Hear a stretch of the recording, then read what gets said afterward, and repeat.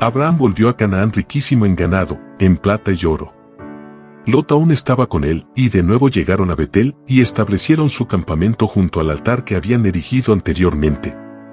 Pronto comprendieron que las riquezas acrecentadas aumentaban las dificultades.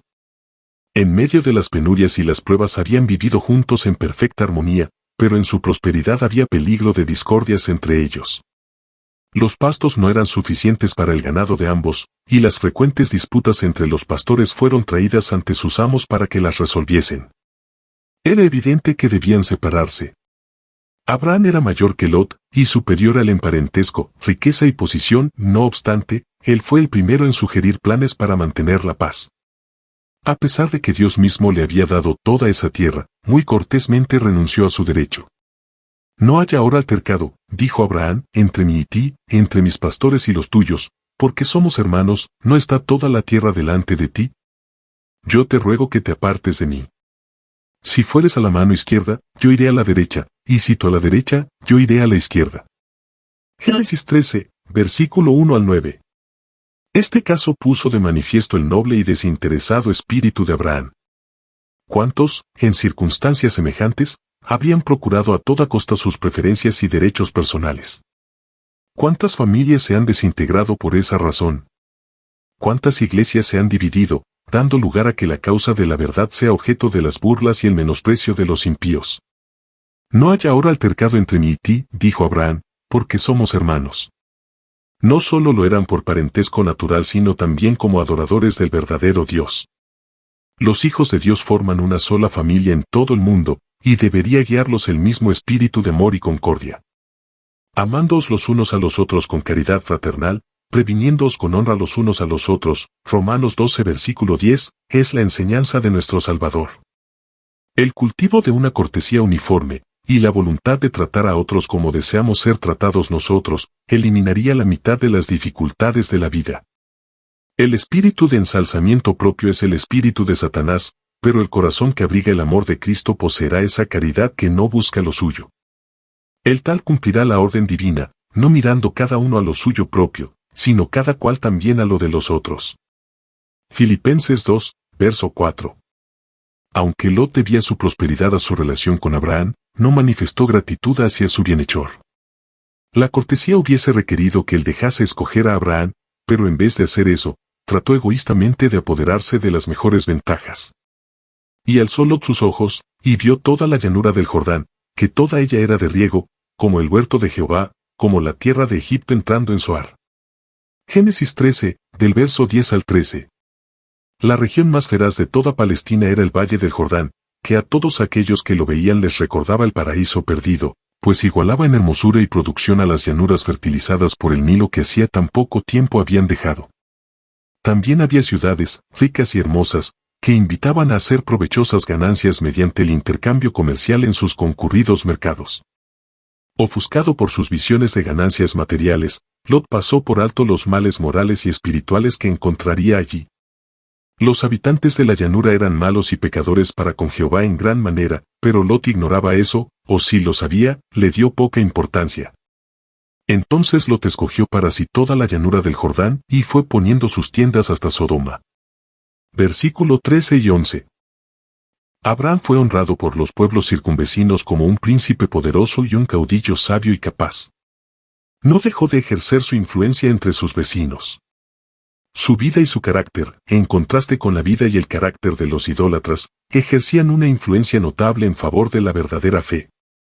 Su fidelidad hacia Dios fue inquebrantable, en tanto que su afabilidad y benevolencia inspiraban confianza y amistad, y su grandeza sin afectación imponía respeto y honra.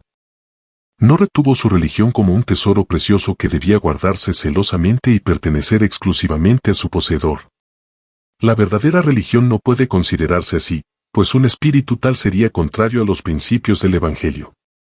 Mientras Cristo mora en el corazón, será imposible esconder la luz de su presencia u obscurecerla. Las pruebas soportadas pacientemente, las bendiciones recibidas con gratitud, la mansedumbre, la bondad, la misericordia y el amor manifestados habitualmente, son las luces que brillan en el carácter ante el mundo, y ponen de manifiesto el contraste que existe con las tinieblas que proceden del egoísmo del corazón natural. Abraham, además de ser rico en fe, noble y generoso, inquebrantable en la obediencia, y humilde en la sencillez de su vida de peregrino, era sabio en la diplomacia, y valiente y diestro en la guerra.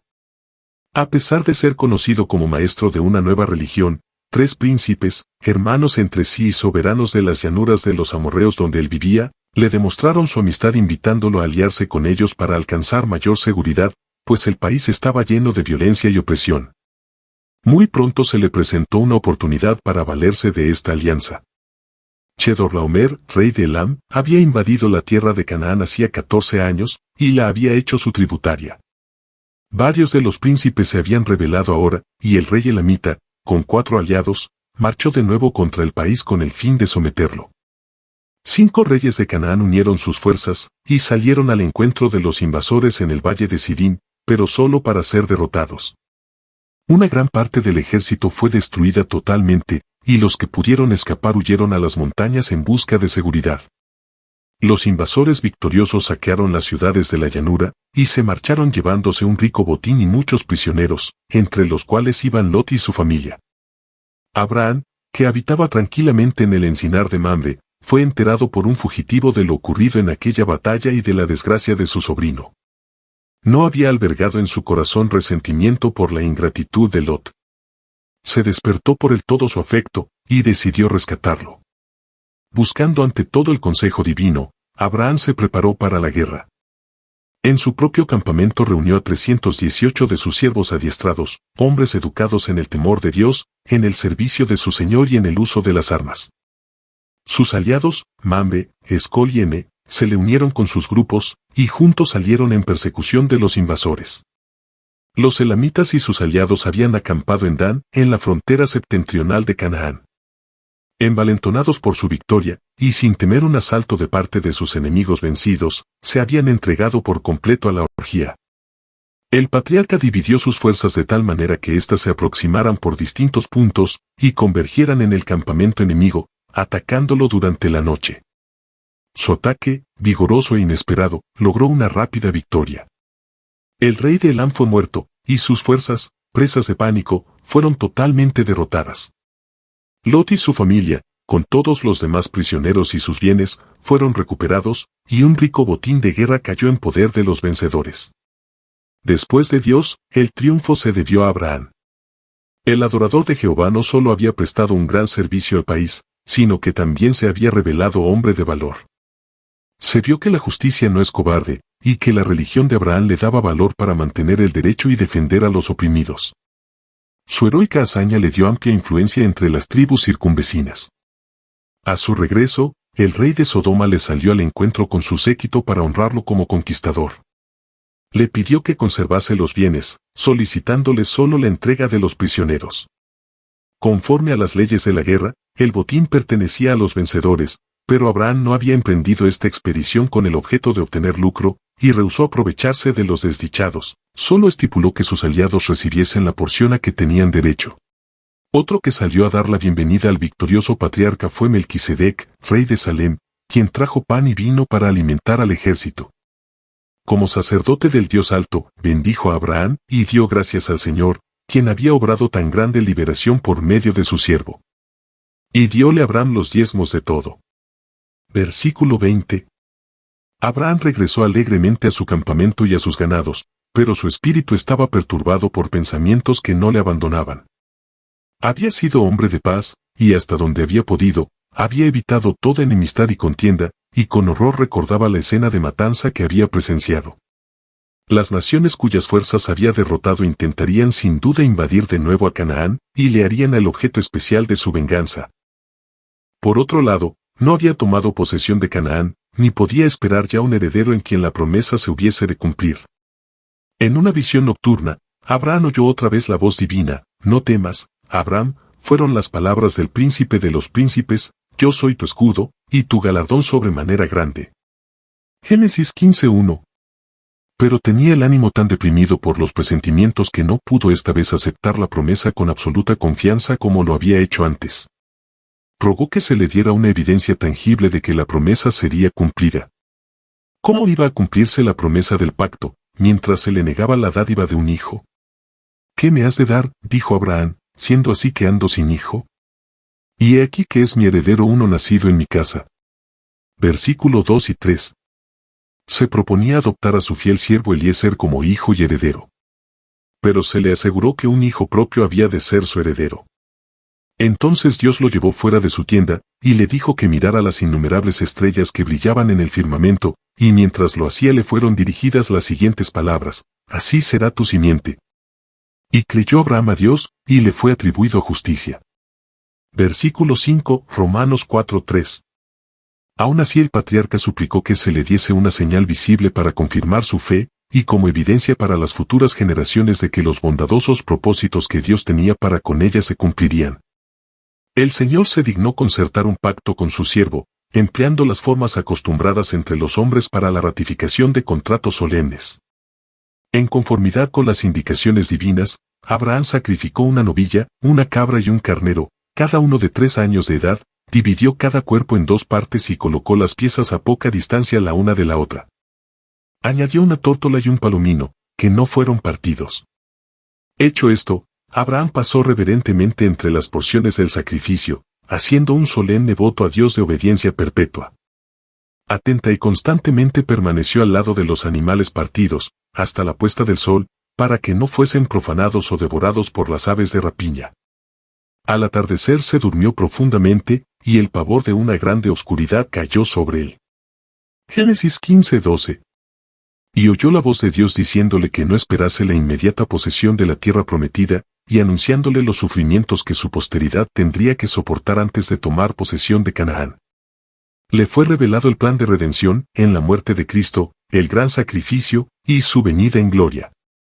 También vio Abraham la tierra restaurada a su belleza edénica, que se le daría a él para siempre, como pleno y final cumplimiento de la promesa. Como garantía de este pacto de Dios con el hombre, dejóse ver un horno humeando, y una antorcha de fuego que pasó entre los animales divididos, y aquellos símbolos de la presencia divina consumieron completamente las víctimas. Y otra vez oyó Abraham una voz que confirmaba la dádiva de la tierra de Canaán a sus descendientes, desde el río de Egipto hasta el río grande, el río Eufrates. Versículo 18. Cuando hacía casi 25 años que Abraham estaba en Canaán, el Señor se le apareció y le dijo: Yo soy el Dios Todopoderoso, anda delante de mí, y sé perfecto. Véase Génesis 17, del 1 al 16. Con reverencia el patriarca se postró, y el mensaje continuó así: Yo, he aquí mi pacto contigo, serás padre de muchedumbre de gentes. Como garantía del cumplimiento de este pacto, su nombre, que hasta entonces era Abraham, fue cambiado en Abraham, que significa, padre de muchedumbre de gentes. El nombre de Sarai se cambió por el de Sara, princesa, pues, dijo la divina voz, vendrá a ser madre de naciones, reyes de pueblos serán de ella. En ese tiempo el rito de la circuncisión fue dado a Abraham por sello de la justicia de la fe que tuvo en la incircuncisión. Romanos 4:11. Este rito había de ser observado por el patriarca y sus descendientes como señal de que estaban dedicados al servicio de Dios, y por consiguiente separados de los idólatras y aceptados por Dios como su tesoro especial. Dios confirió un gran honor a Abraham. Los ángeles del cielo anduvieron y hablaron con él como con un amigo. Cuando los juicios de Dios estaban por caer sobre Sodoma, este hecho no le fue ocultado y él se convirtió en intercesor de los pecadores para con Dios. Su entrevista con los ángeles presenta también un hermoso ejemplo de hospitalidad. En un caluroso mediodía estival, el patriarca estaba sentado a la puerta de su tienda, contemplando el tranquilo panorama, cuando vio a lo lejos a 3 viajeros que se aproximaban.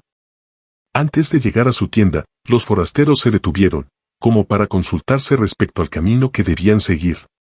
Sin esperar que le solicitasen favor alguno, Abraham se levantó rápidamente, y cuando ellos parecían volverse hacia otra dirección, él se apresuró a acercarse a ellos, y con la mayor cortesía les pidió que le honrasen deteniéndose en su casa para descansar. Con sus propias manos les trajo agua para que se lavasen los pies y se quitasen el polvo del camino. Él mismo escogió los alimentos para los visitantes y mientras descansaban bajo la sombra refrescante, se sirvió la mesa, y él se mantuvo respetuosamente al lado de ellos, mientras participaban de su hospitalidad. Abraham no había visto en sus huéspedes más que 3 viajeros cansados. No imaginó que entre ellos había uno a quien podría adorar sin cometer pecado. En ese momento le fue revelado el verdadero carácter de los mensajeros celestiales. Encubriré yo a Abraham lo que voy a hacer, dijo el Señor. El clamor de Sodoma y Gomorra se aumenta más y más, y el pecado de ellos se ha agravado en extremo. Descenderé ahora, y veré si han consumado su obra según el clamor que ha venido hasta mí, y si no, saberlo he. Véase Génesis 18, del 17 al 33. Antes de descargar sus juicios sobre los transgresores, iría él mismo a examinar su conducta. Si no habían traspasado los límites de la misericordia divina, les concedería todavía más tiempo para que se arrepintieran. 2 de los mensajeros celestiales se marcharon dejando a Abraham solo con aquel a quien reconocía ahora como el Hijo de Dios. Y el hombre de fe intercedió en favor de los habitantes de Sodoma. Una vez los había salvado mediante su espada, ahora trató de salvarlos por medio de la oración. Lot y su familia habitaban aún allí, y el amor desinteresado que movió a Abraham a rescatarlo de los elamitas, trató ahora de salvarlo de la tempestad del juicio divino, si era la voluntad de Dios. El espíritu de Abraham fue el espíritu de Cristo. El mismo Hijo de Dios es el gran intercesor en favor del pecador. El que pagó el precio de su redención conoce el valor del alma humana. Sintiendo hacia la iniquidad un antagonismo que solo puede existir en una naturaleza pura e inmaculada, Cristo manifestó hacia el pecador un amor que solo la bondad infinita pudo concebir. En la agonía de la crucifixión, él mismo, cargado con el espantoso peso de los pecados del mundo, oró por sus vilipendiadores y asesinos: Padre, perdónalos, porque no saben lo que hacen. Lucas 23:34. Fue un gran honor para Abraham ser el padre del pueblo que durante siglos fue guardián y preservador de la verdad de Dios para el mundo, de aquel pueblo por medio del cual todas las naciones de la tierra iban a ser bendecidas con el advenimiento del Mesías prometido. Él, en lo que tocaba a Abraham, no traicionaría la verdad por motivos egoístas. Guardaría la ley y se conduciría recta y justamente. Y no solo temería al Señor, sino que también cultivaría la religión en su hogar. Instruiría a su familia en la justicia. La ley de Dios sería la norma de su hogar. La familia de Abraham comprendía más de 1000 almas. Los que por sus enseñanzas eran inducidos a adorar al Dios único encontraban un hogar en su campamento, y allí, como en una escuela, recibían una instrucción que los preparaba para ser representantes de la verdadera fe. Así que pesaba sobre Abraham una gran responsabilidad. Educaba a los padres de familia, y sus métodos de gobierno eran puestos en práctica en las casas que ellos presidían. En la antigüedad el padre era el jefe y el sacerdote de su propia familia, y ejercía autoridad sobre sus hijos, aun después de que éstos tenían sus propias familias. Sus descendientes aprendían a considerarle como su jefe, tanto en los asuntos religiosos como en los seculares. Abraham trató de perpetuar este sistema patriarcal de gobierno, pues tendía a conservar el conocimiento de Dios. Abraham trataba por todos los medios a su alcance de evitar que los habitantes de su campamento se mezclaran con los paganos y presenciaran sus prácticas idólatras, pues sabía muy bien que la familiaridad con el mal iría corrompiendo insensiblemente los sanos principios. Ponía el mayor cuidado en excluir toda forma de religión falsa y en hacer comprender a los suyos la majestad y gloria del Dios viviente como único objeto del culto. El afecto de Abraham hacia sus hijos y su casa le movió a resguardar su fe religiosa y a inculcarles el conocimiento de los estatutos divinos, como el legado más precioso que pudiera dejarles a ellos y por su medio al mundo. A todos les enseñó que estaban bajo el gobierno del Dios del cielo. No debía haber opresión de parte de los padres, ni desobediencia de parte de los hijos. La ley de Dios había designado a cada uno sus obligaciones, y solo mediante la obediencia a dicha ley se podía obtener la felicidad y la prosperidad. Su propio ejemplo, la silenciosa influencia de su vida cotidiana, era una constante lección. La integridad inalterable, la benevolencia y la desinteresada cortesía, que le habían granjeado la admiración de los reyes, se manifestaban en el hogar. Había en esa vida una fragancia, una nobleza y una dulzura de carácter que revelaban a todos que Abraham estaba en relación con el cielo. No descuidaba siquiera al más humilde de sus siervos. En su casa no había una ley para el amo, y otra para el siervo, no había un camino real para el rico, y otro para el pobre. Todos eran tratados con justicia y simpatía, como coherederos de la gracia de la vida. En muchos hogares, se descuida la oración. Los padres creen que no disponen de tiempo para el culto matutino o vespertino. No pueden invertir unos momentos en dar gracias a Dios por sus abundantes misericordias, por el bendito sol y las lluvias que hacen florecer la vegetación, y por el cuidado de los santos ángeles. No tienen tiempo para orar y pedir la ayuda y la dirección divinas, y la permanente presencia de Jesús en el hogar. Salen a trabajar como va el buey o el caballo, sin dedicar un solo pensamiento a Dios o al cielo. Poseen almas tan preciosas que para que no sucumbieran en la perdición eterna, el Hijo de Dios dio su vida por su rescate. Sin embargo, aprecian las grandes bondades del Señor muy poco más que las bestias que perecen. Como los patriarcas de la antigüedad, los que profesan amar a Dios deberían erigir un altar al Señor donde quiera que se establezcan. Si alguna vez hubo un tiempo cuando todo hogar debería ser una casa de oración, es ahora. Los padres y las madres deberían elevar sus corazones a menudo hacia Dios para suplicar humildemente por ellos mismos y por sus hijos. Que el padre, como sacerdote de la familia, ponga sobre el altar de Dios el sacrificio de la mañana y de la noche, mientras la esposa y los niños se le unen en oración y alabanza. Jesús se complace en morar en un hogar tal. De todo hogar cristiano debería irradiar una santa luz. El amor debe expresarse en hechos. Debe manifestarse en todas las relaciones del hogar y revelarse en una amabilidad atenta, en una suave y desinteresada cortesía. Hay hogares donde se pone en práctica este principio, hogares donde se adora a Dios y donde reina el amor verdadero. De estos hogares, de mañana y de noche, la oración asciende hacia Dios como un dulce incienso, y las misericordias y las bendiciones de Dios descienden sobre los suplicantes como el rocío de la mañana. Un hogar piadoso bien dirigido constituye un argumento poderoso en favor de la religión cristiana, un argumento que el incrédulo no puede negar. Todos pueden ver que una influencia obra en la familia y afecta a los hijos, y que el Dios de Abraham está con ellos. Si los hogares de los profesos cristianos tuviesen el debido molde religioso, ejercerían una gran influencia en favor del bien. Serían, ciertamente, la luz del mundo. El Dios del cielo habla a todo padre fiel por medio de las palabras dirigidas a Abraham, porque yo lo he conocido, sé que mandará a sus hijos, y a su casa después de sí, que guarden el camino de Jehová, haciendo justicia y juicio, para que haga venir Jehová sobre Abraham lo que ha hablado acerca de él. Gracias por llegar al final de este episodio. En el siguiente, Abraham será probado con la mayor de todas las pruebas que se le ha pedido jamás a una persona. Dios le pedirá que sacrifique a su hijo en un altar. ¿Qué pasará? Lo develaremos en unos días. Si le gusta mi contenido y siente el deseo de colaborar para que podamos hacer más videos, mi teléfono está en la descripción. Dios te bendiga.